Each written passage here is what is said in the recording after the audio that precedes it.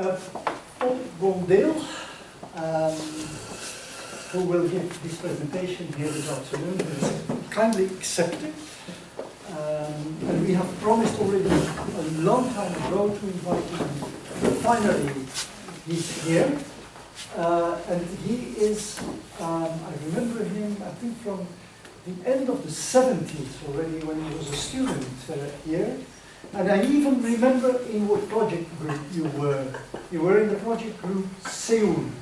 Yes, one of them. One of them, yeah. And he was a very motivated, active student who even has had his room where he studied or where he stayed in this building of pedagogy on the first floor, where all these priests would sit and prepare for the priesthood.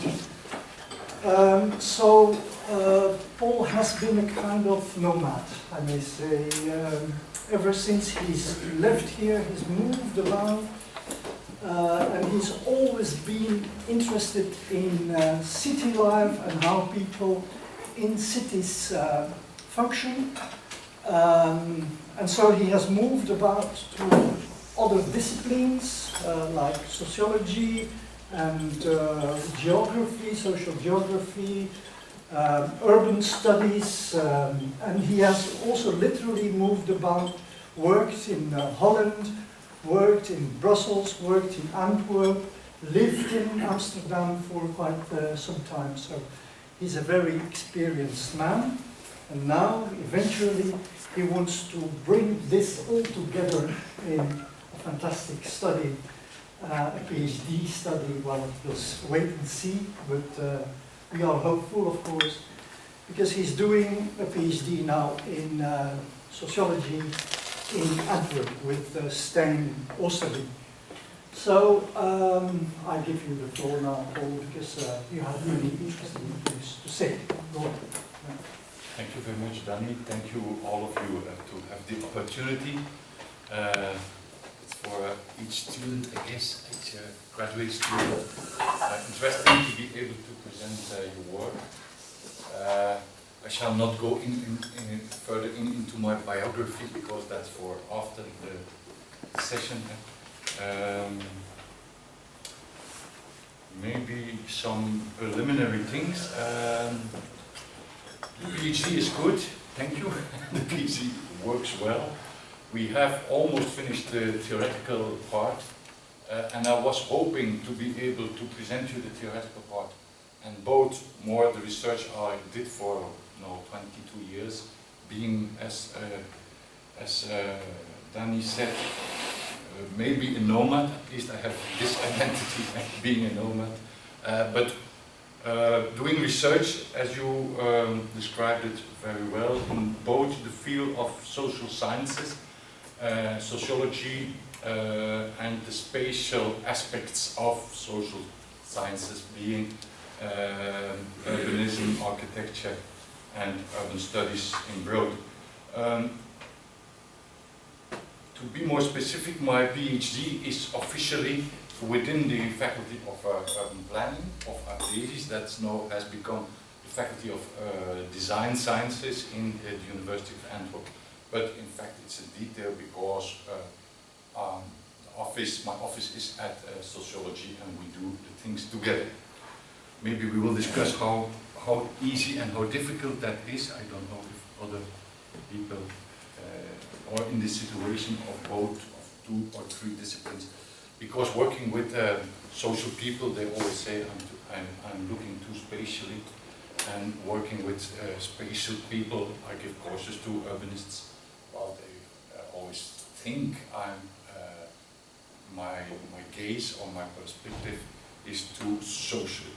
Well, the fact could be what do these words mean?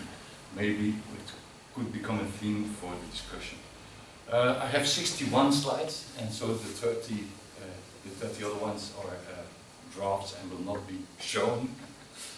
So, last thing, so I hoped to present you the theoretical 2 chapters of my PhD, but it is very difficult for me, at least, to present them if they are not in a final phase. So I shall, especially on Bourdieu, give some concluding remarks and some interesting aspects as concerned to me in what I have read and understood from him in relation to my topic. I will do the same, but not with slides, maybe on the blackboard with Certeau, who is for my topic maybe even more relevant. Okay, yeah. If there's something you don't understand, please interrupt. Okay, this little bizarre title, giving voice to area-specific qualities. What do you mean by area-specific, by qualities, by giving voice? Well, there's already one kind of operationalization of this lecture. I will try to focus on the simultaneity, do I pronounce it well? Simultaneity of the long and the short term in an environment, in a dwelling environment, in an area, in a district, in a neighborhood, and the reconstruction of meaning through the analysis of daily routines. So it's a kind of triple title. Well, this definition, traveling with the train, I made it, so I'm very unsatisfied with it, but because we have to have a definition, maybe it should be the last slide and not the beginning one. But at least some remarks. Specificity and area specificity is not something substantive, a concept that exists there out in reality. I would more describe it as follows. It's a group of coherences and fragmentations in the ways people cope with their environment, tell about their environment, deal with their environment, and these coherences are readable as patterns or mechanisms that both organize and reveal deeper mechanisms in the area. Maybe it's a perfect circle. One could criticize this as being a circle reasoning. But it means at least that in area B, and we will give many examples of neighborhoods in Antwerp, Ghent, Rotterdam. In area B, these patterns and mechanisms differ from what can be seen, and look at this phrasing of what can be seen or analyzed in area A. Although at a deeper level, the same mechanisms are operative. So what I in fact say or propose is that in a city, to make it simple, there are certain mechanisms, structural mechanisms, that we cannot see. You will agree with that. And that pop up, that manifest themselves in specific forms, in specific sites. Yeah? That is important because what we see and can perceive in a certain area is not a total structure, is a reminiscence of this structure, maybe a reminiscence, is not a Madurodam, but is maybe a pars pro toto. Well, I will not elaborate on the specific relations between the pars and the toto. There are many PhDs to write about that, but that's not my PhD. So, what is my PhD about? Well, of this session at least. Area-specific qualities in disadvantaged neighborhoods. Can we theorize these qualities? And how can we theorize them as area-specific? How to analyze and implement them, if we can grasp them, in processes of urban regeneration and or neighborhood work, samenlevingsopbouw, Community work. Community work. And thirdly, what does this ambitions means to adult education applause or to the legacy of voicing the voiceless? Stem geven aan de stemlozen. Okay.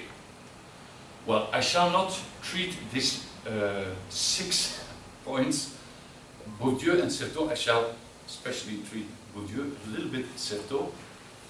And point 4, maybe I will say something verbally upon it, but I shall not elaborate that. We have at the 3 first points very much material. So I will start with my wonderment, being not only a nomad, but maybe a curious nomad, not understanding his proper profession. Well, maybe it's the beginning situation of every ethnographer or anthropologist who does not understand his profession, or at least his position within a world that is both familiar and strange to him. I must confess that I love this position, not understanding what is happening around me. And my proposition is that this, not this habitus, but this attitude could become an attitude of more people, other people, more citizens, even not non-researchers, lay people, as we say. I think it's an important attitude to foster and to cultivate. So I was wondered about a lot of things. No, that's where I worked, that's not so important. I was wondered especially that we, being social workers, community workers, being advising policymakers and so on, that we do not hear what people simply say to us. For instance, when they say, we don't believe you that your work will realize something. Yeah? Then we start to argue and to give arguments. But in fact, most of the time, they are right. They have all very good arguments to believe that our work will not zullen aan de dijk brengen, will not make the difference in reality, in their reality specifically. I remember also in the neighborhood of Rabat that people for 35 years asked for green gardens that they could use. We have documents from 1983, in which it is written. And it lasted till 2005, before it was some stupid field worker, not me, another stupid one, started with these urban gardens. So 83, 2005, 32 years, if I can. 32, 33. A lot of years. My wonderment was also that we do not really listen. Maybe we don't hear what they say, but it's another quality of absence of quality. We do not really listen to what people tell us. And we do not admit the consequences of what is being said. If people say to us, your work is worthless, well, maybe we should try to understand what we ought to do, what we could do in the next phase. I don't say I have the answer to that, but in the next 2-3 decennia, I've tried to find an answer and tried to take these wonderments, questions, these surprising questions that came back again and again. I've tried to deal with them. Okay. I will give some examples and experiences that were decisive for my own way, my own way in reading the city and the society. First example is simply there. There was it's not my example, it's told by a general practitioner from Molenbeek, who had one of his patients was a hotel janitor, who cleans the hotels. The man was then 84, and his calves, you know his calf, there's the muscle here, his calf, they were abnormally muscled. And the medicine also, why is that? Oh, that's because I worked not in Molenbeek but in Thousand Brussels, in the rich city. But I was not allowed to take the elevator. Being someone of Molenbeek, he was not allowed to take the elevator. But it was a hotel with 10, 12 floors. And he had to clean all the, also the 12th floor, day by day. So you exercise your calls. That's one very small event, but that made me think. And so, because a story is only a story, it could be interesting to invent and make maps underpinning this story. Well, I shall present it like that now, this afternoon, but obviously there's other research that has been underneath these maps that I will show you. Yeah, I have told this. This is the first map of our janitor. What you see here, I have a cursor here, this old Molenbeek, the poor district, and that's the Pentagon of the inner city of Brussels, which has a rather poor lower city and a very rich higher city.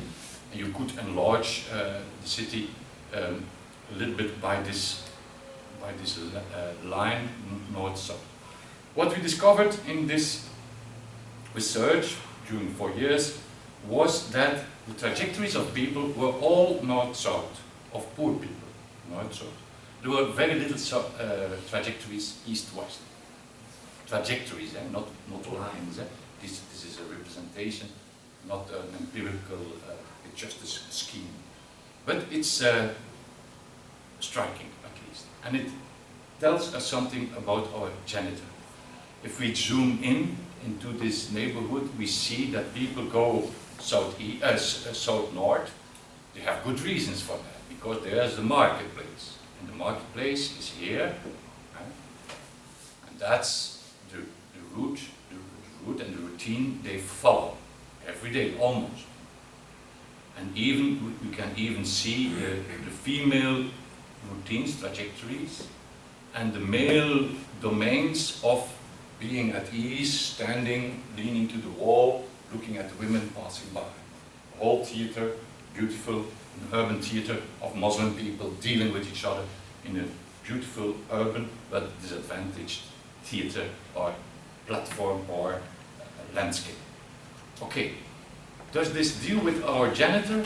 Yes, I think it deals because it has something to do with it. Because after 4 years, I had the impression that these north-south trajectories were not only because just the market here and the metro here and other things there. Yes, these amenities and these services do orient these practices, these routines, but there is an older history underneath it, and we see it probably here better than here. So sometimes we have to zoom out. And then one of the first propositions of fieldwork and social sciences should, before giving voice to people, first study what these people are doing, where they are doing it, and how they are doing it, and how it comes that they act and behave like they do. So the whole question of participation, they always ask to me, both the social guys and the spatial guys, oh, you are the specialist of participation. And I always have to say, I don't think I am, because I don't like in their conception of participation, because we start to participate or to organize it before we have studied it. And we think people know their own stakes. I think they do, but for a great deal they do not have awareness. And I'm now saying something very difficult here in this audience, but I think we can help to broaden the awareness of the stakes that matter really. Not only of these poor people, but of a community where not only poor people live. So for me this is an interesting stake here, and it's a drawing of people appropriating their space. If we understand this simple scheme, we can better understand what's urbanity about, what social cohesion is about, what the need for spatial distance is about in, for instance, Molenbeek. It's something different than just an omgevingsanalyse. This is not just an aerial analysis or an environmental analysis, what we do often in social work or in community work. I think it has to go a little bit deeper. And what we try to manifest, to dig up, is within these neutral routines, daily practices, not only spatially, but also where do I put the children, in which school, which shop do I use, which shops do I no longer use. All these daily routines can bring us can approach us to local skills and competences. What I suggest is that we do this, well, we not only as researchers or academic people, but also the people working in the city, that they should document what is happening by the people themselves before formulating, or besides formulating and solving the problems. We have to understand what is, not what doesn't work, but what is there in terms of things, in terms of actions, in terms of representations. What I suggest is that this kind of maps, and I shall show you a lot of other types of maps, we should make them, but we should give them back also to those people. Here in Molenbeek we could not do it, but we did it in Ghent and Antwerp and in other districts. And when you give back the city use, or the stadsgebruikskaart, a map of city use, how people use themselves, it can be done individually, you can do it by groups, but you do it very refined, and you do it both graphically and with words. And when you do it in depth and respectfully, people like it, because they start to tell about themselves and their environment in a non-problematic way. There I meet always them, and there, oh yes, there are shit there at the corner of this, yes, there's shit. But yes, we have cleaned it, and 2 months later it was again there. And maybe they tell problematic things, but they tell about environment. They don't tell about what should happen. And my experience is that making city maps of specific city use of people gets them out their complaints and problem-oriented narration. And the last point could be, make possible they design new terms for what they have designed. So they make their city use maps, and 2 months later you go back with their map or with the map of their best friend, and you show the map, and then they start to comment what they have drawn or written. And this is also always very confronting, because sometimes they don't believe their map, or they should, oh, have I told this? So you have always frictions in what they told the first time and what they can remember, or how they have to comment themselves. And it indicates also that the map is not an empirical, correct tool. It's just a snapshot of that moment of that person.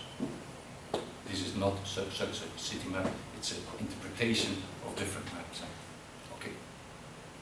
The second example, we have had the janitor and an underpinning map, or illustrating map. Second example is in Delfshaven, Rotterdam, especially the neighborhood Spangen.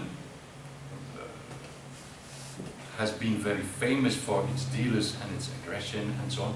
I've worked there for 3 years, part-time, when the heavy aggression was already gone. Otherwise it would have been very dangerous. But at that time it was feasible. Well, the people there had organized their own shelter for local junks. So Spangen was also at that time renowned for a lot of junks. The police said 700, but that was not the case, some 100. And within this group you had very problematic people, and some of these people were ill, and were since 10, 12 years, sometimes 20 years, residents of the city. In confrontation to that first group, you had a group of tourists, drugs tourists, addicts or no addicts, junks and sick people or not so sick, the whole spectrum. And the community, part of the community had decided to organize the shelter, especially for the people they knew. Because it was family of people they knew. It was the son of the cousin, or it were people they knew from face and often they had relations or friends who had relations in turn with these sick, really sick people. What happened in the whole security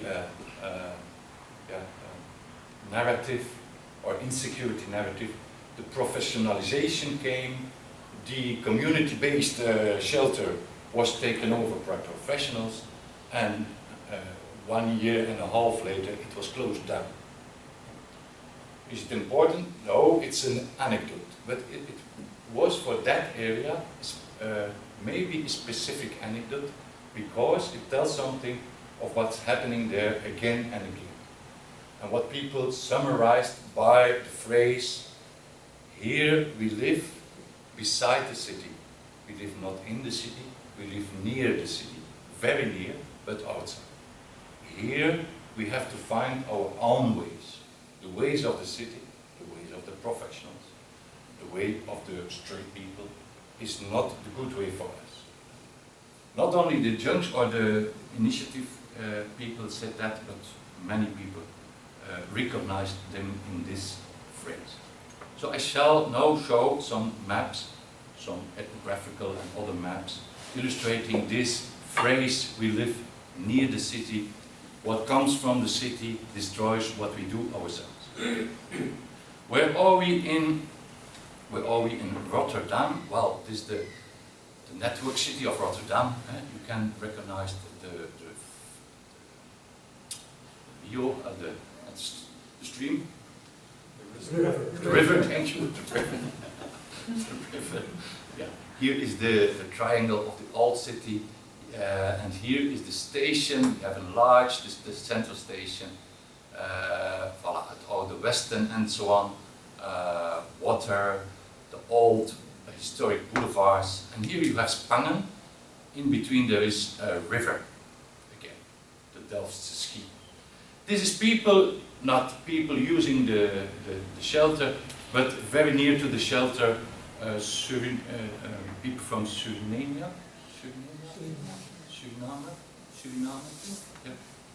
A lot of people of Suriname. A sunny day, but one of the poorest neighborhoods in Rotterdam still at that time. Okay, what can we learn further from these maps?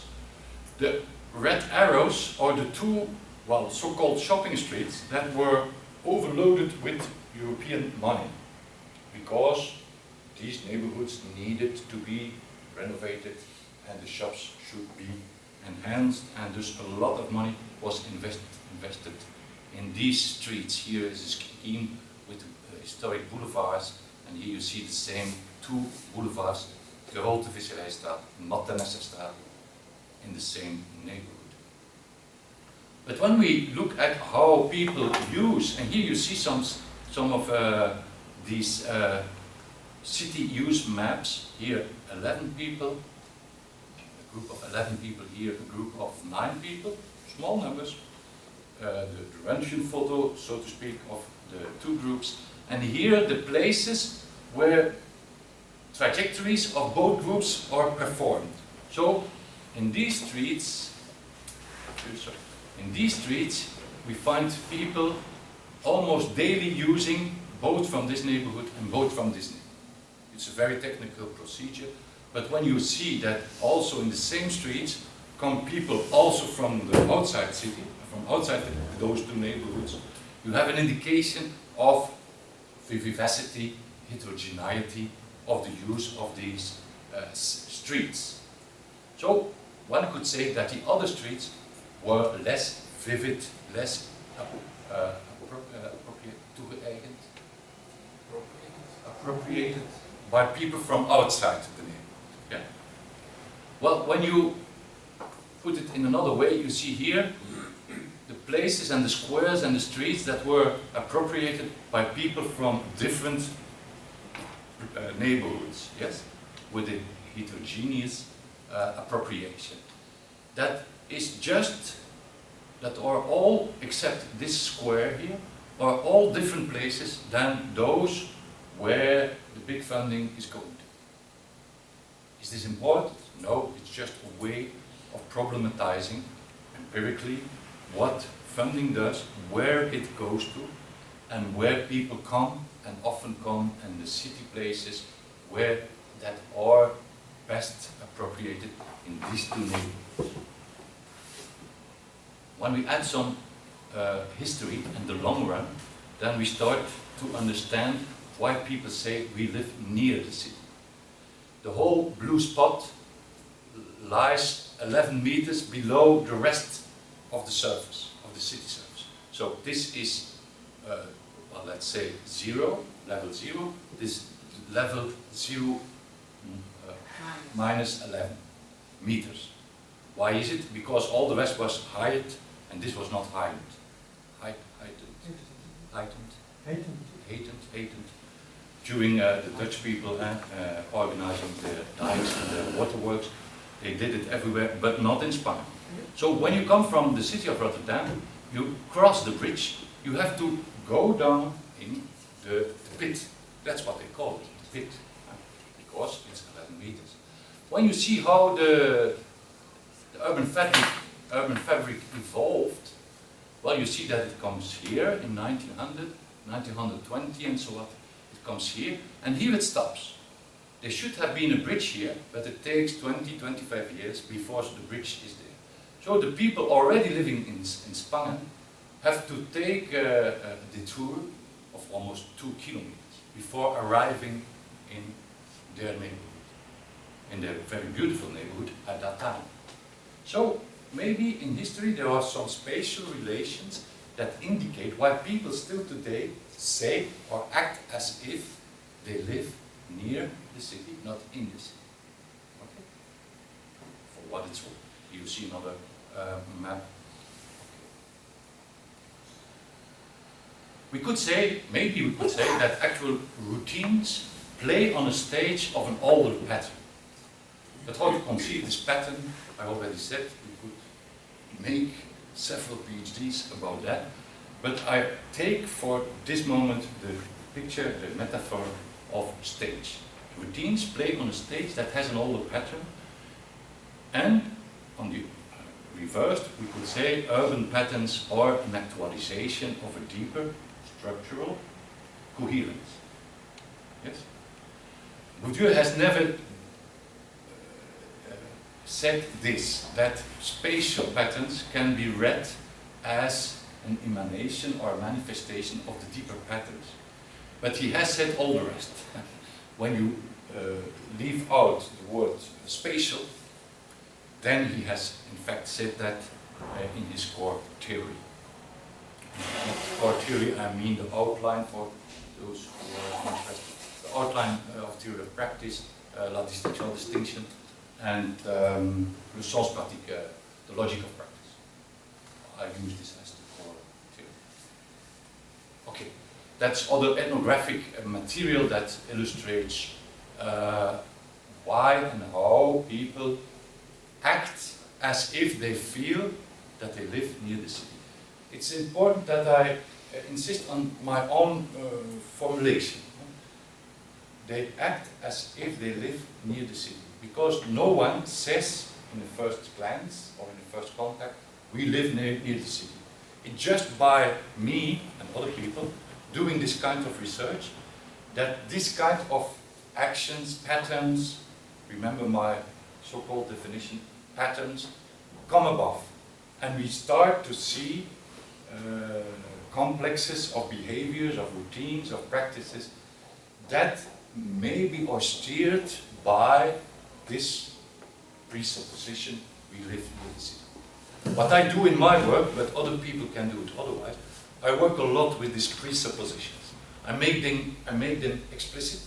So after a second phase, first, second phase, I gather people that I have interviewed and I give back not immediately these phrases, I call them basic practices or basic presuppositions, but the name is not so important. And I give back what I have seen in their behavior. To me, it's very important that this is not an outcome of the, or a result of the, or end phase of the research. It is the research itself. So, in giving back my first or my second outcomes of my analysis, they received the possibility to find and design new terms of what I've seen. So this phrase that I now tell to you, we live near the city, was not my phrase anymore. It was their version, the second or no, the fifth or the sixth one. We had these gatherings, and at the final gathering we have chosen this as being the best phrase to identify the specificity of Spangen. Okay. Can I continue, or is it Chinese? No Chinese? Does it sound like Chinese? But maybe you speak Chinese. Do you speak Chinese? Yes. Mandarin. Mandarin. Or? Yes. Oh, I don't. But but you know the I know expression. this expression, but some You know the expression. It's difficult to understand. Yeah. But for me, Impossible to understand. For us, for me, it's yeah, I can understand. Yeah. I just have a small question. You showed the patterns of the usage of the streets and where people walked. in Rotterdam. In Rotterdam, yes. Just actually a technical question. How did you come to drawing those lines? I mean, how did you measure the routes? Did people have electronic devices with them? Or did you ask them? Or did they have to take notes? Well, I'm at that just- time, yeah, it's a good question. Too much to go into then. No, it's okay. Maybe in the future you could do it with devices, and the technology at that time was very new or non-existing. I do it with a map, a blind map with all the streets, and there is a bottom level. People have to be able to read and understand the map, and to talk with me for more than half an hour. Mm-hmm. All the people, and that's selective. All the people beneath that very bottom line cannot participate. But I managed to do it with a lot of people. There were people that were not willing to do it. We did it here. I did it also in other places. And then, second thing, what is important that you first have some gewoon worden aan, getting accustomed to the map. So you tell, oh, that's my house, that's the church, that's the shopping center. And so you have to be sure they understand the map. But once you have that, so it's not mental mapping, to be sure, it's not mental mapping like Lynch and so, not at all. So, and it's very detailed. So I ask them always, in my way of doing it, make a film. No, first I ask always the structure of family and the household. Do they live together, children, parents and so? Do they work, the school, and so on. And you plot already the hobby, and then we look at the very regular destinations. Voilà. And then you start to elaborate. And in the trajectories, it's very interesting because it's not a line. It's a whole bunch of anecdotes, and some of these exercises or mappings take 3 hours. 3 hours, because it's also a very pleasant way for them to do. When you know them a little bit, you have to have an entrance interview or contact first. But when you are in, you are in. Yeah? And then in the second or third phase, when there is this focus group, they do like to participate. And it's very, I was not able to do it many times, but the times we could comment to each other's maps or make group maps is also very interesting. Because then they start to, oh, do you go by there? Oh, I thought there, this is very ugly, and it smells there. No, it doesn't smell. So you see, but you are talking about places, and no longer about the bad politicians and or them. You're not talking about them, you're talking about we, me, I. And that's a good thing. Thank you. Okay. Was a good question. Like all questions. Okay, the third example.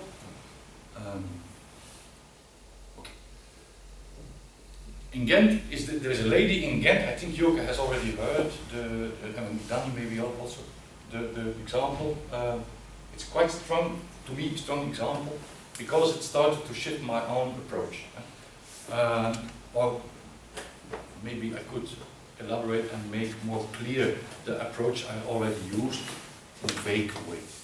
There is an old lady passing the bus shelter in the neighborhood where she lives, at 150 meters of her house, but she is very scared to pass this bus shelter. It's a very simple bus shelter, not a station, one bus, so and so, one street, and a corner, crossing, small crossing, and she is scared to pass this bus station. And I go back, and I go also to the, because, why is she scared? There are youngsters there, 4 or 5 youngsters. And, but I don't grasp why she is scared. And I go back, and I go also to the youngsters. The youngsters do not know why the lady is scared. They do know her from her face, they do have a vision about her, an image. And when I go back, she finally says, the lady, old lady, they stay there so silent, in Dutch, ze staan daar zo te zwijgen. It's untranslatable. Ze staan daar zo te zwijgen. I've looked in English grammar, but yeah, to whist could be a word. You're whisting there, but it's not correct in. They stay there so silent. Ze staan daar zo te zwijgen. So what is the problem of the lady? Is it a problem of language? No, they both speak Dutch. Is the both groups, both actors. Is the problem of perception? Maybe. So what's the problem? I started to go back and to make also again an analysis of what's happening here. And often I use this simple scheme. Here we do it that way, and in the here and that way you say at least 3 things. You say something about the place, you say something about a verb, doing, and you sing something about a manner. Yeah? Relating, not relating, perceiving, keeping distance. That are the 4 guys, empirically, 4 guys. No, they must be 32 or something. Okay, very funny guys. Yeah, okay. I shall not go in detail. But they can be very tough also. Okay. What I do in my own analysis, and what is a little bit related to Mr. Lefebvre with his 3 types of space, I make a differentiation, or I distinguish place things, word things, and do things, or doings, wordings, and place things. Yeah?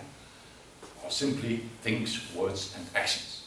And it is interesting to make this difference when we, at the same time, analyze situations in a phenomenological, organic way, but at the same time try to understand it and analyze it very empirically. So then this threefold register is interesting. The questions I ask are listed there. Is she crossing the street at the bus stop, so she has a greater distance? Is she able to address them, words with him, or isn't she able? Is the silence difficult? That's a totally other question. Or is it difficult glaring? Is it the voice, or is it the eyes? Or, and is it always the same kids? And you could go on for other questions. But I put them here because it's so important to make it empirical. We do so often, not we, but in social sciences, we do so often interviews and enquêtes and surveys, and we get answers, but the answers are totally invalid because the events they report about, we do not know them. We do not know them. And that was for me so striking. That was one of my wondering questions. Why do I not understand what I'm seeing? Well, because mostly of the time we do not go back. We don't have that time. Well, what I suggest is that we go back and we ask the guys and the lady, and we look at the doings and the placings. And the last thing, no, the doings and the placings, I go illustrate. Document the routine. Where are we? We are, to be very specific, the lady lives here in this block, and the bus shelter is here. Yeah? Okay. Whose wordings receive which power? I was so frustrated when I stopped working at Molenbeek that I made my report, and that the échevin, yeah, but in English, the alderman said, finally we know what we have to do in Molenbeek. And I was so astonished that he had indeed, he had read some of it, and I could not receive it as a compliment, you know, because again and again I was trying to say, you have to go yourself and look for yourself. And what he said, oh no, we know what we have to do. So I was really shocked, and I think my words, also my words as a professional or a researcher, has power. I say always to my students in architecture, you belong to the power, even when you are very progressive and left-oriented, you belong to the power, of course. Okay, how can we make these wordings stronger? Not by the wordings themselves. We have first to go to the place things and to the action things. Okay, the place things. In 1900, these very same bouwblok, lot, bouwblok. What is a bouwblok? Building block, yes. This building block, this very big building block, is too big for his environment, is something like that.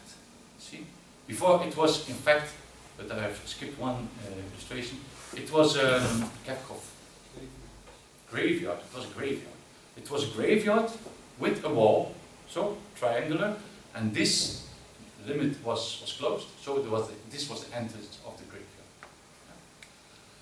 50 years later, it becomes, 50 years later, the 20s, not in the beginning of the 20th century, but in the 20s of the 20th century, these small row houses are already built, and here there's a swimming pool, right upon the graveyard. But it has taken 10 years because people didn't like it so much to swim there. Yeah? The star is where the lady meets the young guys.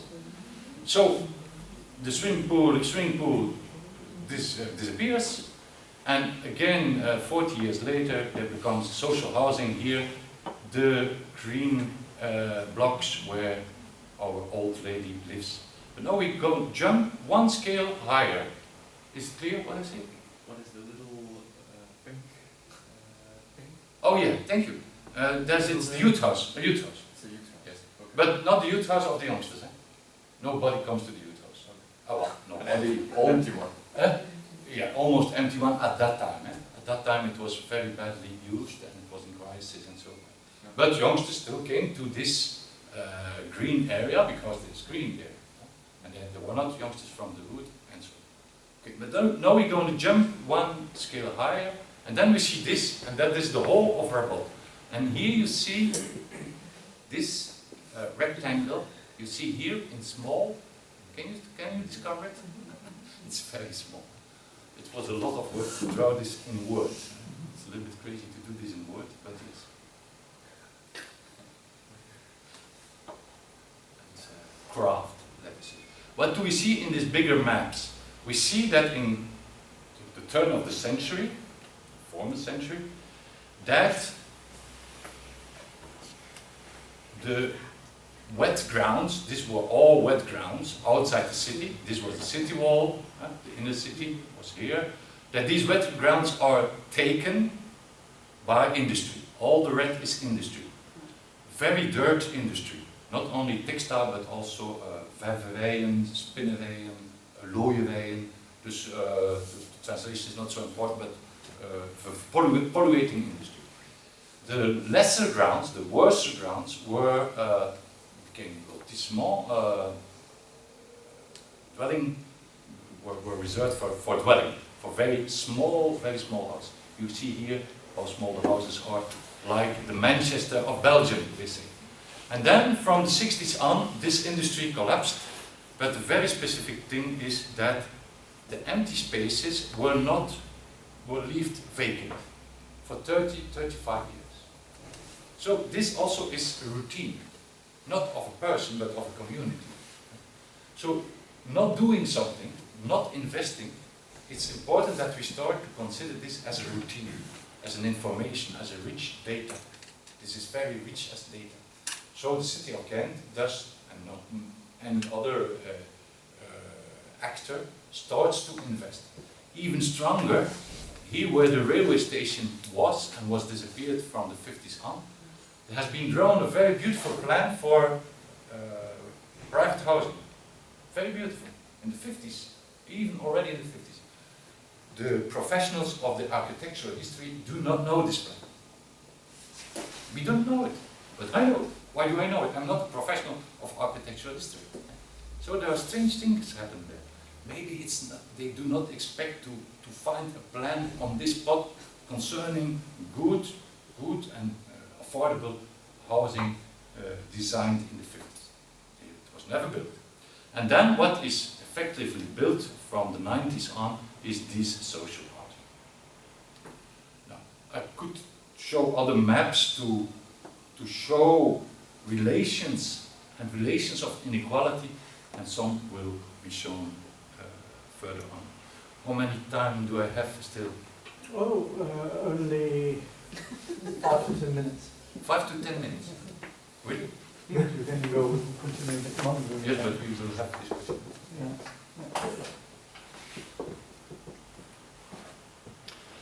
The outcome of this example with the old lady and with going back and forth to the youngsters and to the lady was the following.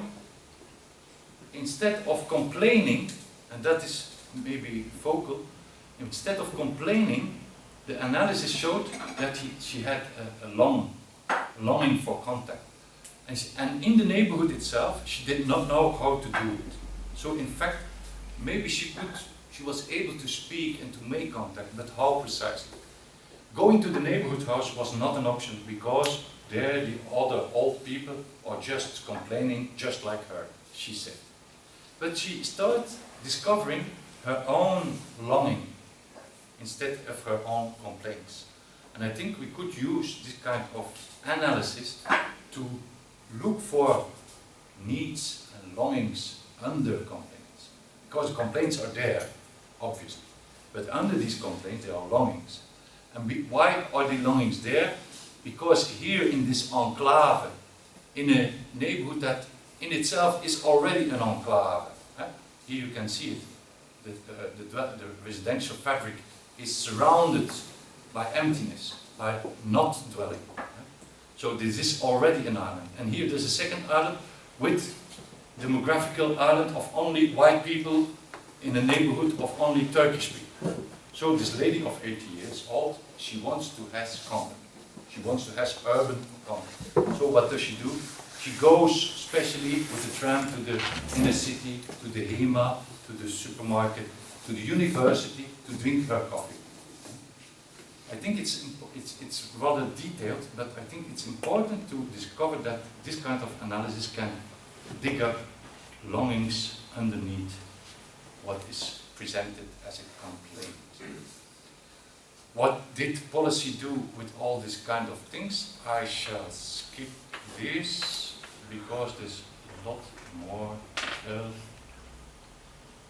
And I want to show you these schemes.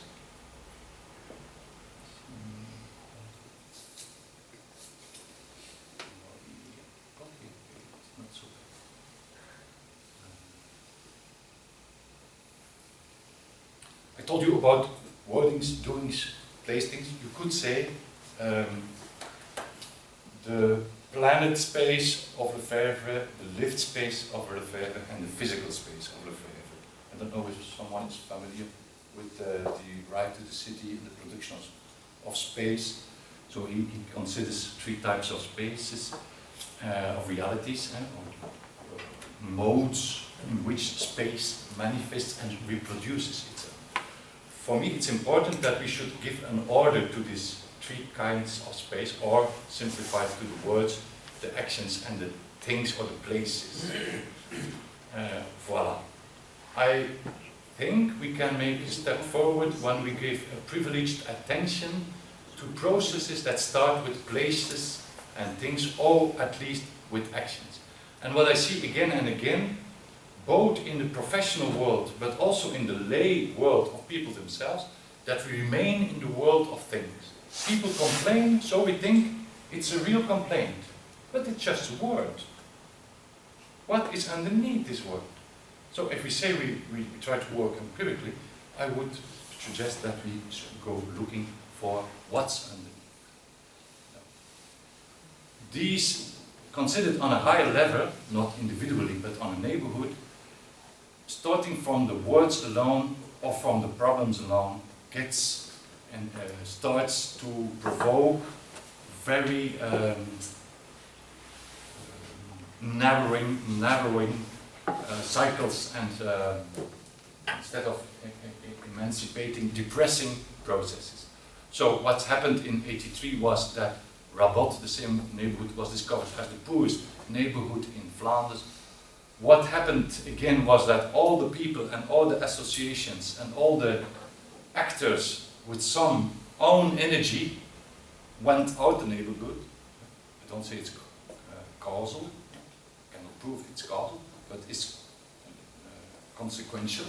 Afterwards we saw empirically that there were less sport clubs, theater clubs, educational clubs, recreational clubs, and that there were more help, social work, individual help, and so on. And indeed, in '98, when we came there 15 years after, 14 years after '83, we saw a neighborhood in which all the endogenous forces work away. So that's again the same. What I should suggest is that we try to invert the arrows, and that we start with the places where people live.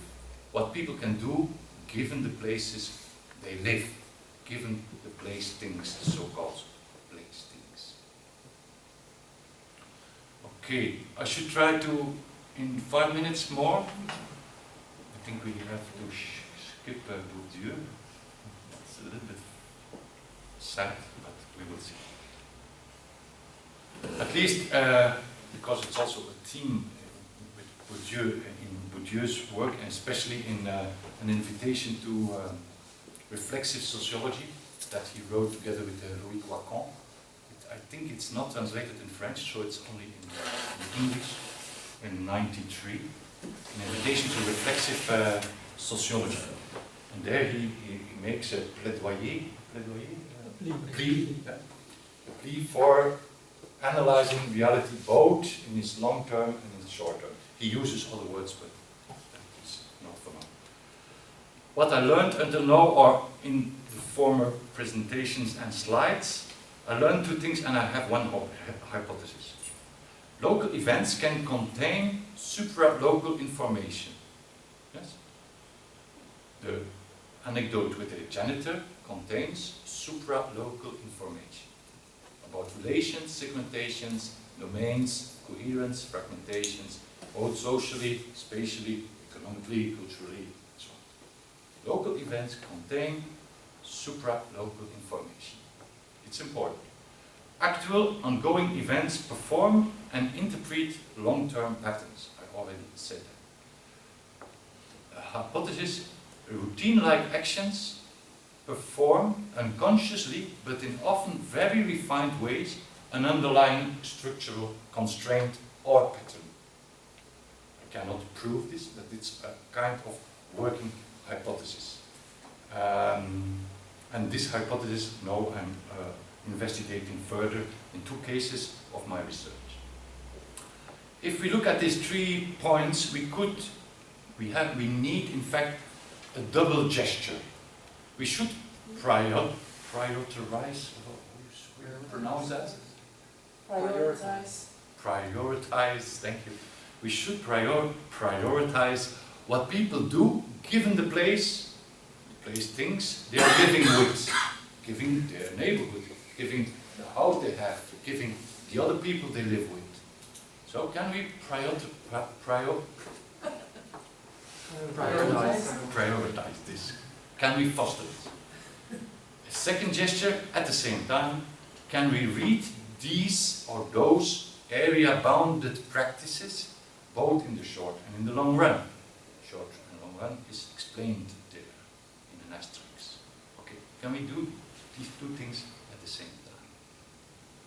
Well, we could read an urban form as a petrification of what earlier generations have done. If I decide not to build on the Vesten of Ghent, the city walls of Ghent, that's petrified today in the ringway. Or it's petrified in not building the beautiful plan with the dwellings in the 50s. So what people decide to do or not to do petrifies in built environment. It's very obvious. But we can do this systematically. We can read what we see around us as petrification of very specific decisions. And these decisions have also their patterns, their fragmentation, their coherence, their domination, or emancipation, if we could point to that. It's important to mention, for those who are interested, that Giddens was the first to mention this idea of petrification. This urban form is petrified in terms of history, but is performed and interpreted in actual practices. Yes? And those two things at the same time we should analyze and take in account when we do our observations and analysis.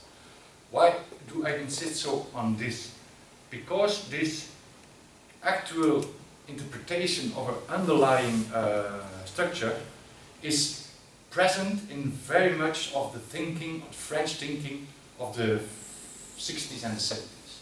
Certeau, Blondeel, many of these thinkers have pointed to it, but they did not elaborate. I, with my small competences, shall try to elaborate only a small part of it by Certeau and Bourdieu/Lacan. But I think it's a very big field of further investigation because it has never been spatialized and applied into empirical investigation. Can we investigate it in specific areas as being manifestations of a broader, deeper structure? Okay. Well, these illustrations I have to skip, but here you see long-term, short-term, and petrification is very clear here in the Ferraris map and here in this scheme. This one I like to show and maybe conclude with because it's a good one to conclude with. Yes. This is 5-6 slides. It's a very strong example because here the long term and the short term is very sharp. We are at the neighborhood of a railway station in Antwerp, Central Station. Central Station is here specifically. Here is this awful hotel. We agree it's awful. This is the Turnhoutsbaan, for those who know it. This is de Mer, Le Mera, Rooseveltplaats. And this is the Koning Square. The Koning Square, it's a triangle, but the plane is a square. I guess the plane is a square. What you see here is the full line, the straight line, is a summary of the trajectories of normal people like us. Ordinary people like us. And lower, socioeconomically lower, but not marginal. So, inhabitants of this neighborhood going into the city, Leuven, the right to the city. We go into the city. These dotted lines, I hope you can see they are dotted. North-south, like in Molenbeek, is the trajectory of people without any resources. Asylum people, addicted people, people of the nachtopvang, night shelter. So really people, very, very vulnerable people. So we see two orientations and the morphology of the built space, petrified investments of earlier generations, shows us a triangle square where those two trajectories meet, interact, coexist. At least this is the spot where those two trajectories come together. Are these people interacting or not? I do not say a word about it, but our research shows this map. When we take the map of Ferraris and other maps, older maps and even younger maps, we see that there is only one road that does not enter the city, and this is the Dambruggestraat. This white market line, the Dambruggestraat, the street to the dam over the street to the bridge over the dam. Really, because here is the dam. And it was the street towards Holland. Yeah?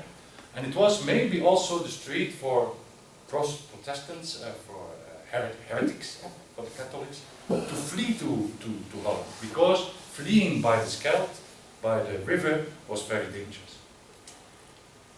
We have indications that it was also a kind of petrification, the road itself, because it's in all these maps, of people not going into the city. Otherwise you would not have a street there.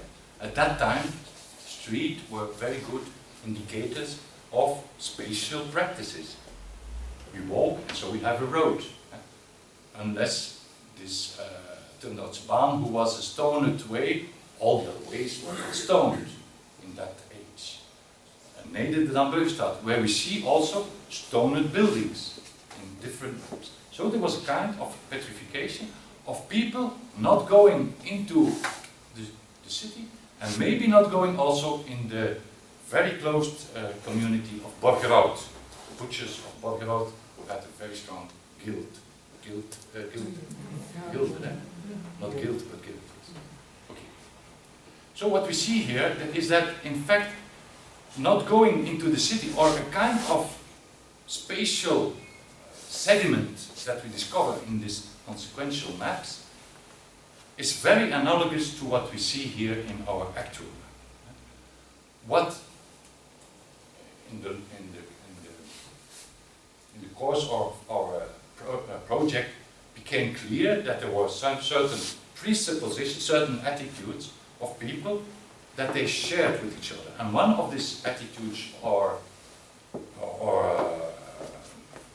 presuppositions was the following: rich and poor live here together, but we do not use the same place, same city.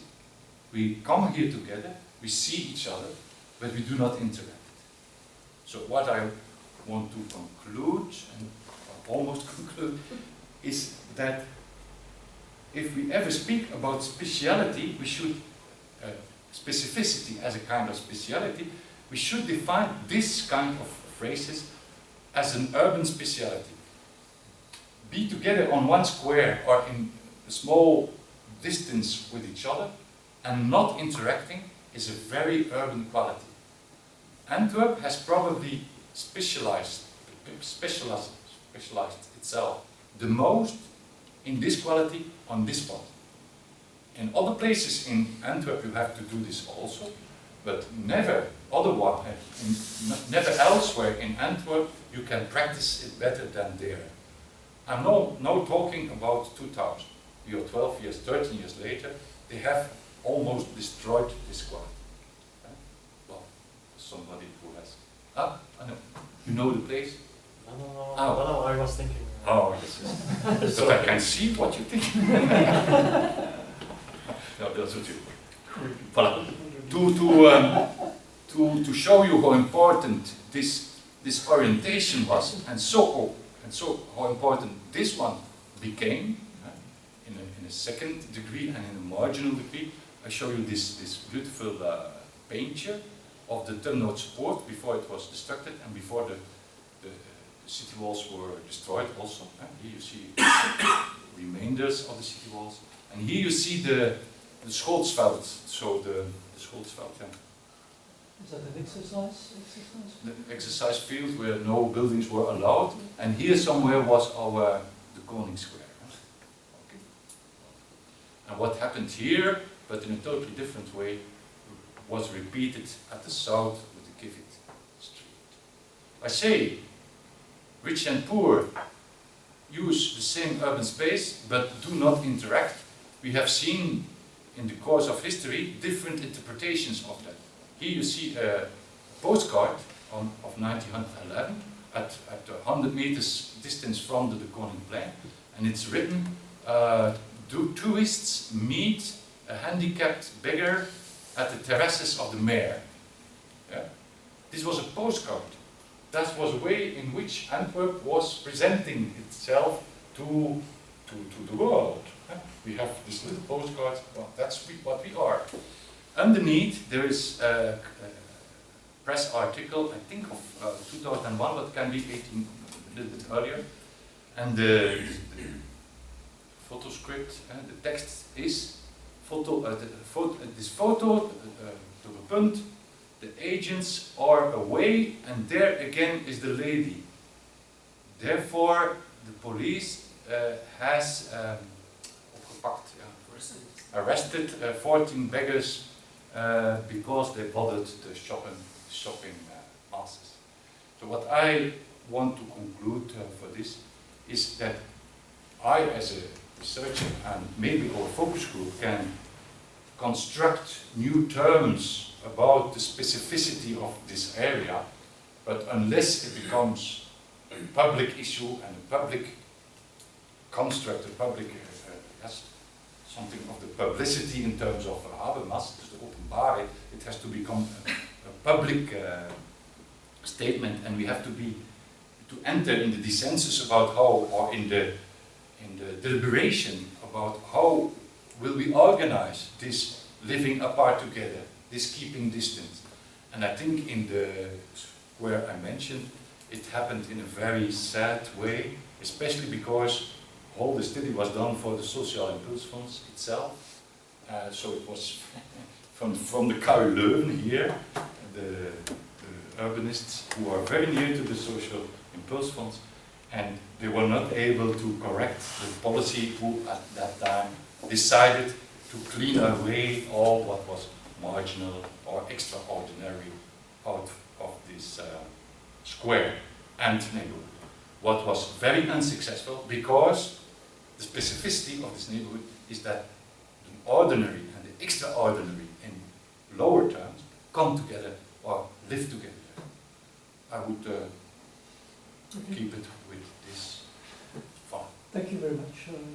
So what you described was mainly how you tried to understand the history of a particular space, but you then brought these insights into focus groups and people engaged with it and so on. So how did that go and what was the result of that activity?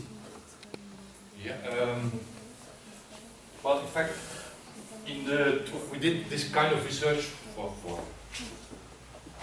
12, 13 neighborhoods during 22 years, so in depth. And in the 7, 8 neighborhoods we did focus groups. And normally the structure is as this, onderzoekskring, research circle, circle 1, 2, and then the focus groups. This would be and focus group is indeed important because people who have been interviewed can participate in What is research? You mean research cycle. Research phase, but it's not just a phase. Well, research cycle, you try to grasp something. What you try to grasp here is to deconstruct the constructs, the issues. So we distrust the words that people use, especially also the lay people, and the stakes that are at stake. We do not believe what people say is important. We deconstruct it. It's, in the beginning it's a little bit unease, but I'm rather radical in it. I do not believe that people know for the whole spectrum their own stakes. So also the words that people use are not sufficient, or not the words that cover the the totality of their experience. That's a better formulation. So we try to enlarge the experience by rubbing away the words people use at first. So we have new words, and we begin to have new practices, because when people start to elaborate on their words that they use ordinarily to describe themselves or their environment or their experiences, when you're specific about that, they start to tell about anecdotes, things that happened, things they experienced, things they have done themselves, things that other people have done. And this is all very important in this first onderzoeksgroep. This ends with a kind of area narrative for ourselves. So we try to write what we have discovered in one alinea or one page, not more. The more condensed, the better. And that's the end term of the RC1. RC2, we do the same, but not with words, but with routines and practices. So this is not the construction of routines, but the documentation of very empirical, tactical, corporal routines. The way of using the space, but also investments. At the same time, we try to make a morphological analysis and so on and so on. In this phase, you make the city use maps that I showed. Here you make them. And this 2bis is used to make groups. That what I'm planning to do now in my PhD. Normally it's 1, 2, 3. I will have it now a 2.2, because we will try to gather people with analogous maps or contradictory maps, to comment on maps. We will also try to look for, together with Stijn Oosterink, if he doesn't know yet, or he didn't approve yet, but it should be great if we could use this phase to discover initiatives or practices that do answer specific needs in the hood, but are not yet an amenity or a service. So local initiatives taking care for the children, but something more complex than that. Dus I say it in Dutch. Dus hier in de twee bis gaan we nog niet gestolde voorzieningen in kaart brengen. Dingen die mensen zelf opzetten, maar die nog geen subsidie, dus zowel zelfhulp, maar ook creativiteit of ja. And then in this phase, the end term.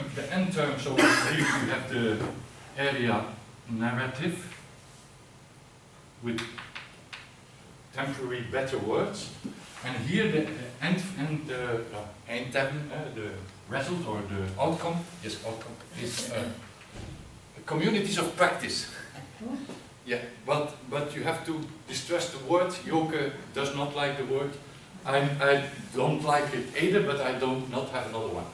And these communities of practice are people who share the same presupposition about the area, basic presupposition. And I have an example of it. Can I give the example? Okay. Yeah, that's the one. And I think Joke, maybe, yeah. We had in the same neighborhood of Antwerp, we have two basic propositions, practices, basic practices. The one was upside in purple, mostly by shop owners, but one important exception, the owner of the Carrefour, did not subscribe this, or did not practice this basic proposition, basic practice. And this practice was, as content, all the good things come from outside the neighborhood. And there's a graphic there with the arrows. And the other one, almost the oppositional one, was we have to work and to row with the endogenous forces. All good things are already here. So there was a map mostly of the social workers and of some other people. I depicted a little bit black and white, but it was like that, more or less. What we do then in the focus group, and now I come to, it's very important to distinguish not functional groups in terms the elderly, the youngsters, the Moroccans, the mothers without children, and so on. These are functional, sociological, functional groups. These are other groups. These are groups who has, and this is very Bourdieusian, if you would, these are groups who share the same basic proposition about the environment, about what is waar en werkelijk over de omgeving, about what is true and valuable about robot. Yeah? So the one says, and this does steer their behavior. The strongest example was that those from above, the shop owners, did not distribute their promotion within the robot. They had leaflets and other papers, and it costs a lot of money, and they distributed it outside in Brusselpoort, in Wonderham, and in the inner city, but not in Rabot. And for us, this was the trigger to start to think, why do they do that? Their own consumers are not provided with promotion, with marketing. Why? Well, because of that. Because of that. It's a very good illustration because we don't ask for words, we look for actions, practices, routines to discover presuppositions.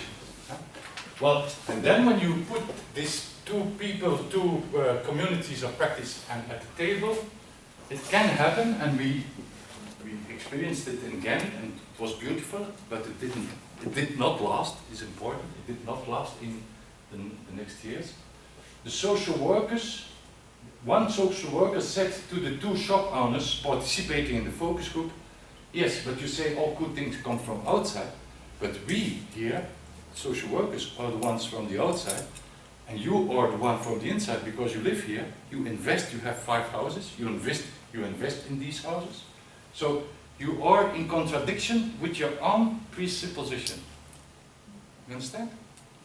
And it was not the shop owner who discovered that, it was not Mr. Baudouin, it were the other ones, the classical ones within this purple group. So it was very striking that Tom Dutry, he still is a community worker, said to this old shop owner, yes, but it doesn't make sense because you are from the inside and you do invest in your houses and so on. And so the guy started to shift his vision of the world, his vision of the local world. And this was very, very strong because at the same time they had to admit, the social workers themselves, our presupposition itself, all the good things are already here, does not fit either because we are from the outside, we do not live here. We come here and we are away. So the whole thing about yes, gentrification or no gentrification becomes totally insignificant. It's about capital. But capital in the Bourdieusian way. Capital, who invests in what? But what is the outcome then of the focus group? Well, the outcome was at least a that... review, not a new view. Well, what we there tried it in the 7th, and we had seven reunions there of 3 hours. So it was tough, but... and is it a common view that No. emerges, or is it diversified? We made there, in the 7 places, it was every time different. I'm not so optimistic about the results. Until now, I will be very sincere, we do something in the minds. And this is very strong. I think this can be very strong, that in the minds, presuppositions, what Bourdieu esteems not to be possible, what Certeau esteems to be possible. But Bourdieu does not believe. Just said that this is not for lay people. It's too much materialistic. Well, too voluntaristic. Too voluntaristic, yes. That you could change the constructs in the minds of people. You know, the people are molded by their habitus, and this lifelong habitus is once and for all, and you are born and you die in your own habitus. And in your own doxa, in your own unknowingness. And that's the great dispute with Certeau. So what can be expected from those focus groups? Two things, I think. Normally, you can hope and try to achieve that people start to perceive even in a different way to themselves and their environment, and that's a very big thing.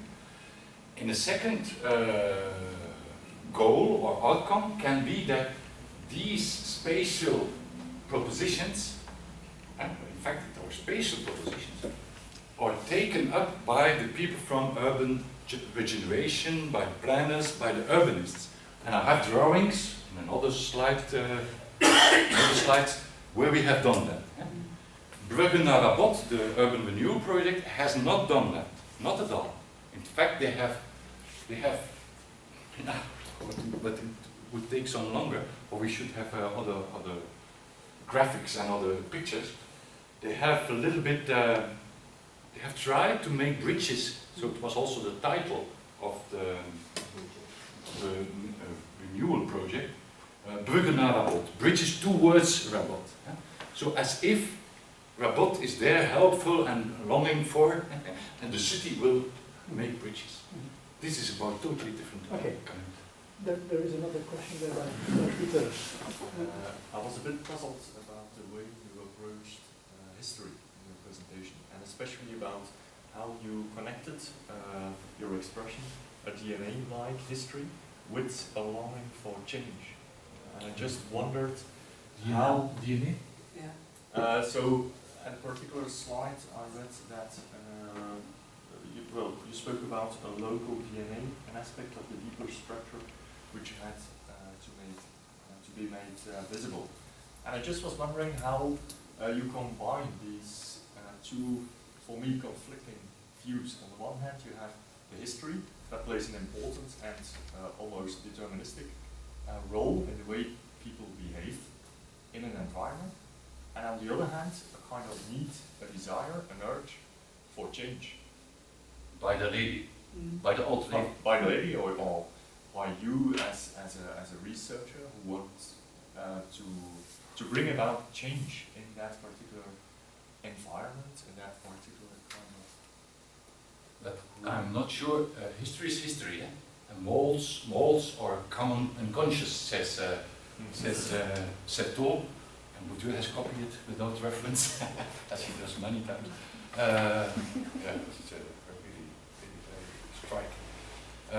But Certeau says history is the common unconscious. And what we often forget is that Certeau was a very important historian.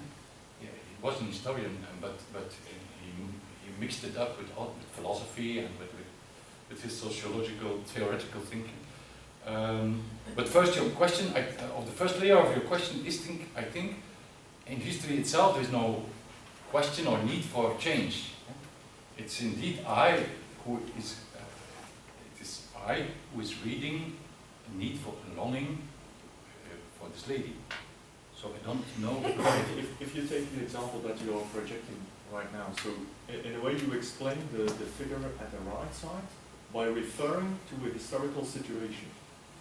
So you have these streets, and the street always has been from from south to north, and so that is the reason why a particular group of people always go from the south to the north. Well, that's If very I- interesting. I have not understood used it the word correctly. reason.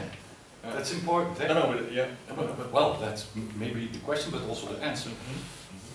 I would never phrase it like that. I would never say that the structure of the streets or the reason that, then you come into the whole debate of determinism or not determinism, physical determinism. Yeah, I try to stay out. One of my promoters is trying to pull me in this debate. I do not want, because it's much more interesting to stay out of this debate. But maybe I do it not sufficiently, and I do it in a bad way. But it's important that we use the right words.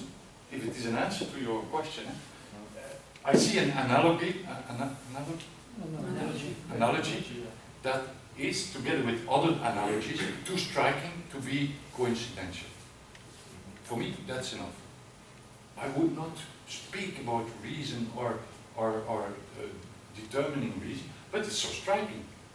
And even stronger, this is to me very interesting to generate a local debate and a political debate about the square and about this.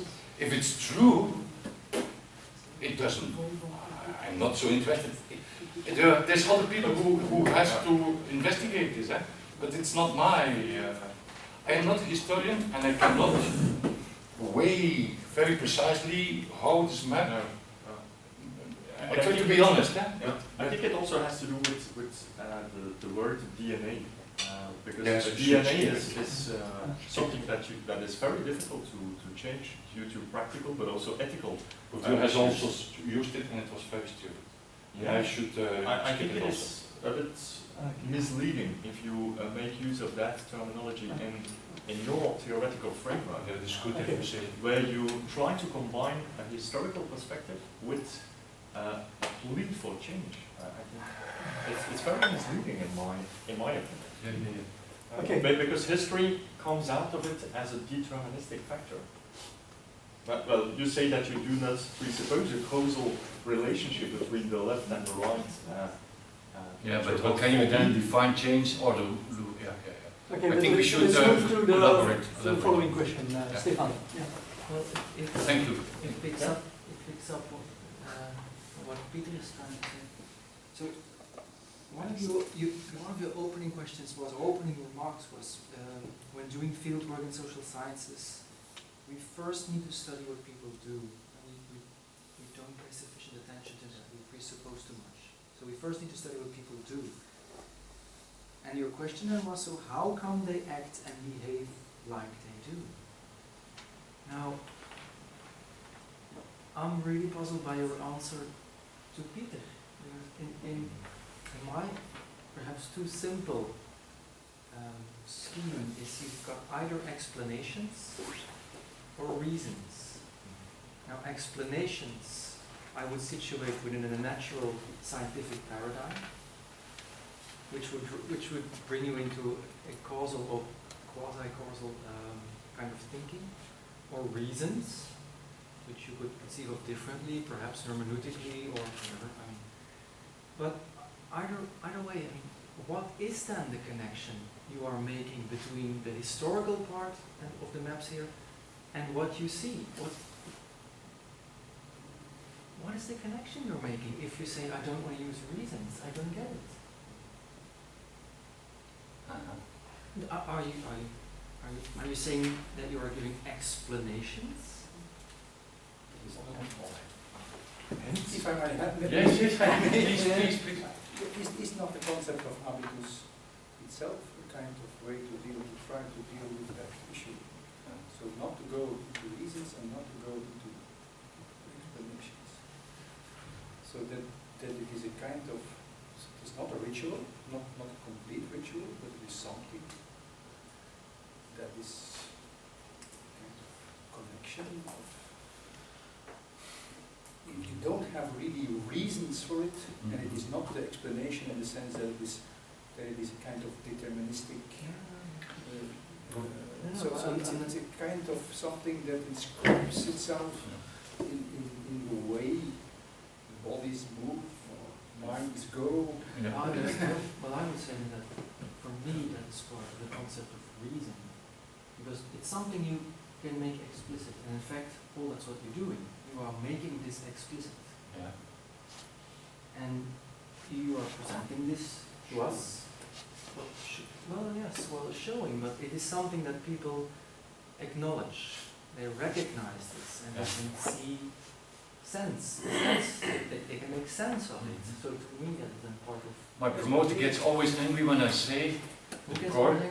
my promoter gets angry when he asks me the same question, so it's a very tough and good question, but we don't have the answer yet.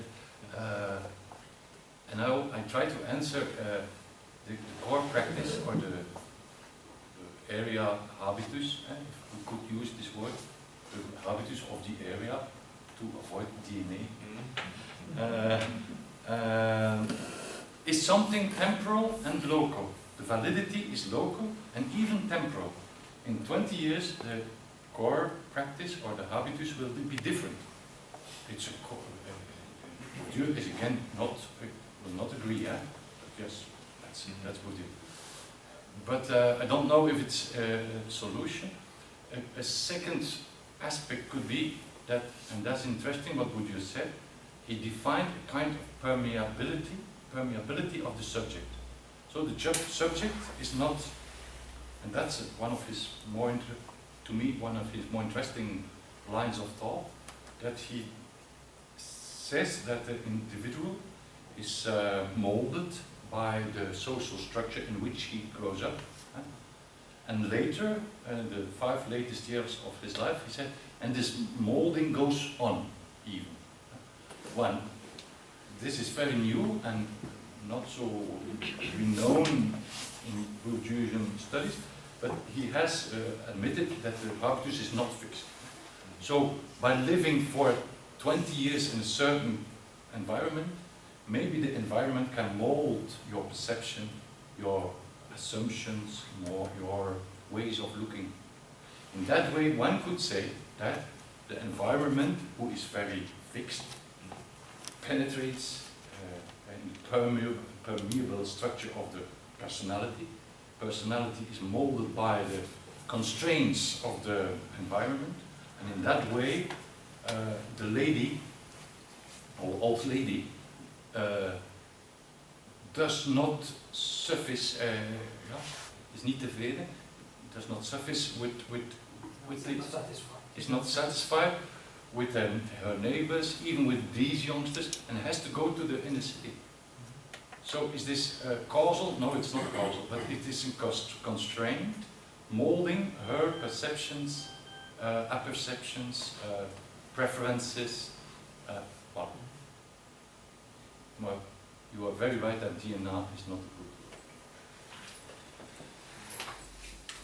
But it has to go on because it's not finished. Yeah. I would like to go into the discussion, but Yes, okay, go ahead. because I think that you can have, so also like here, the maps are working. I don't think you can see reasons or explanations. Nevertheless, it's interesting to look at. So I think there is something different, and it's maybe better to relate it to gestures. And gestures are not words. It's not related to codes, and it is not simply the kind of thing that that goes back to explanations. So there is something different. It's gesture. It's no code. It's not working. It's not just a code. No, okay. It's not just a code. But I think then we're in a kind of naturalism that's Positivism. Positive, but not a positivism that you refer to. It's a positivism, yes, of course. You see it. You cannot explain it. You cannot explain it, but you see it. And it's interesting. It's fascinating. So, in the sense that, so what you said before was, so okay, I make these maps, they make me think something, so it's not nothing, but it's not because I can relate them to reasons, and it's not because I can relate them to explanations. But I see something, and this something makes me think. It's a kind of, I think it's a different way. I think I would agree if you only showed the map at the right side. Mm-hmm. But if now you project the both of them. The right, this is the right. Yeah, that is the right for me. Yeah. But for And you, for me. okay. But if you combine the two pictures, I think that is something else. Yeah. You immediately fall back into a kind of explanatory way of thinking, and not in a gestural. But you can say that particular architecture in history makes particular movements possible, and these movements are movements, and I think perhaps it's a kind of explanation that is not the explanation. I don't know if it is important to relate it as a kind of these things have made particular movements possible because the roads were going like that, but it does not mean that it is an explanation of the way people are going. Let's take an analogy. Yes? So, let's take my favorite movie, or one of the favorite movies. Let's take Le Fils. Let's take it. So the movement of the hand. Let's imagine the craftsman, the wood. How do you say the wood? The carpenter dealing with the wood. So you can look at it. You can look at it, and we see, and I think we see differences. Some of these movements are interesting, or more interesting than others, make us think, and so on. And I think you cannot give reasons or not give explanations, but it refers to material realities, concrete practices that have inscribed them in very concrete gestures. And we see these gestures, but you cannot explain, you cannot totally explain them, and you cannot give reasons in the sense of reasoning for them. Nevertheless, they can be very beautiful, and you recognize them in a certain way. So you could look at these movements as at the level of the individual, but on the level of the city as a kind of gesture, and it's a kind of I don't know, it's a kind of, But my question would then be to you, if you define it like that, as gesture, urban gestures, that maybe are specific for this landscape to remain in the same register, but can in this approach, could you still use these presentations as tool for a societal discussion? It does not devaluate the possibility of this debating. To you. What you said. So I am not so much worried whether this is true in the sense that I can explain now why people are going, or that give just reasons why this person would go there. So I don't want that, but I try to show something by taking a particular distance to what I take a particular distance, I show something, and in this showing, this can make me think about this neighborhood in a different in a different way, or at least it shows something which I would not see in a different way. That's enough. That's as a starting point. We almost have to finish. Peter, you wanted to add very briefly something? I just thought that if you only take the right map, then for me it opens up things. It has the potential to open up things. But if you combine the two, then the openness that you create immediately is filled up with, in this case, history, with a historical explanation. Could you not say that it is not simply that it is what it is doing, it is making it very material. So that it does, but just one would be enough. Yeah. You don't need right. The right side is enough, just seeing what happens now. Okay. You You could could say say the that right right side. side. That's You say that the right That's side. what I want to That's say. what If you people combine the two pictures, then you kind of fall back in what you have tried to avoid. But you can do a very simple exercise. You take a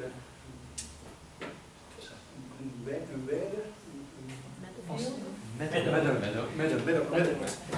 You take a meadow with no traces. Yes. We set up a camp with 2 tents. We live there, and then after 1 month we come to look for the traces. No, okay. You would see that you have a reading of the landscape, a reading of the, but you have a kind of materialization. That's fine. But you don't need a map of 100 years all ago. the meadow to show that these traces Why was are that the so same. dangerous? I don't understand. No, Yeah. it's not about dangerous. It's It's about, I dangerous think or what? what Peter is pointing out is exactly that that you are in fact doing then the kind of social science that you do not want to do. I don't think we agree, because it is within the continuity that change is possible. It is because we see a pattern over the centuries. Because of my title of my lecture was the long run and the simultaneity, thank you, between the long and the short run. And I think this is focal. But it's not because I show a map of history that shows pattern that goes on and goes on, that there is a kind of not agency or not. Yeah, it's the opposite. It is because we grasp this continuity that we can become much more precise. And for the participants in the focus group, that's the stake. They can be very much more precise about themselves and about their environment. So we can at least say, yes, it is Kwapul, the other guys. But no, because of history, we know it's not the first Kwapul. It's not the first bastards. There have always been bastards here. And yes, and people do recognize that. If you show only this map, then you get the narrowness of the present. And because of history, the good things of history, and therefore Bourdieu is a very good theoretician, because he's so much interested in the things that not change. Because we are complicit, all of us are complicit in the reproduction of what's not changing. And it is true. It is true. Oh.